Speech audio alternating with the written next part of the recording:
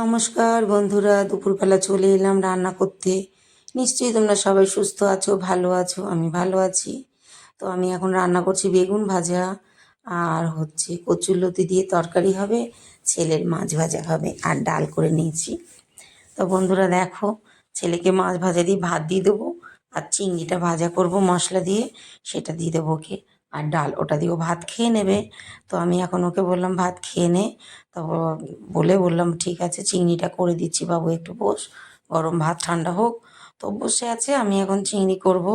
তো ফার্স্টে আমি কচুরলতিটা সেদ্ধ করে নেবো, একটু একটু ভালো করে আমি সেদ্ধ করে নিয়েছি, যাতে গলাটা না চুলকোয়, তার জন্য। তো বন্ধুরা দেখো আমি কীরকম করে কচুরলতি রান্না করব চিংড়ি দিয়ে। সত্যি কথা কি, ভীষণ ভীষণ ভালো খেতে, জানো তো, কচুরলতি দিয়ে চিংড়ি। আমরা প্লেনও রান্না করে খাই, শুধু চিংড়ি ছাড়া, চিংড়ি দিয়েই খেতে হবে এরকম কথা নয়, শুধু কচুরলতিও খাই। আমি দিলাম জিরে, তেজপাতা, শুকনো লঙ্কা ফোড়ন, তারপরে দিয়ে দিলাম মাছ।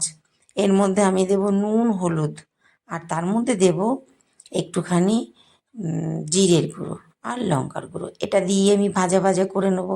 তো 2-4টে চিংড়ি রেখে দিয়েছিলাম যে কালকে আবার করব, তা ভাবলাম না, একবারে করে নেওয়াটাই বেটার। চলো, বেশ চিংড়ি একটু বেশি হলে খেতে ভালো লাগে, তাই না বন্ধুরা?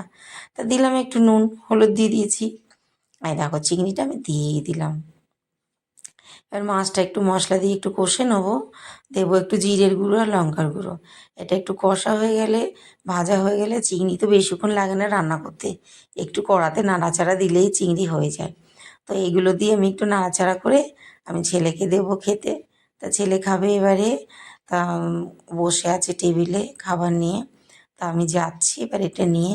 তা বললাম বাবু বস, হয়ে গেছে, এক্ষুনি হয়ে যাবে। তো দেখো আমার হয়েই গেছে চিংড়ি। তা বেশি তো দেওয়া যায় না, বেলায় দরকার হয় তরকারি থেকে তুলে দেবো, এখন যে কটাই দেবো খেয়ে নেবে, তো পরে তরকারি থেকে আবার দেবো। তো আমি কচুরলতি দিয়ে দিলাম তরকারির মধ্যে। দেখো সুন্দর লাগছে, তরকারির রঙটাও দেখো, আর চিংড়ির রঙটাও কি দারুণ লাগছে। তা বেশি আমি কষবো না, একটু নাড়াচাড়া দিয়ে জল দিয়ে দিলাম। তা দিলাম ঢেকে, ছেলেকে চিংড়িটা দিয়ে গেলাম, চিংড়ি দিয়ে এলাম।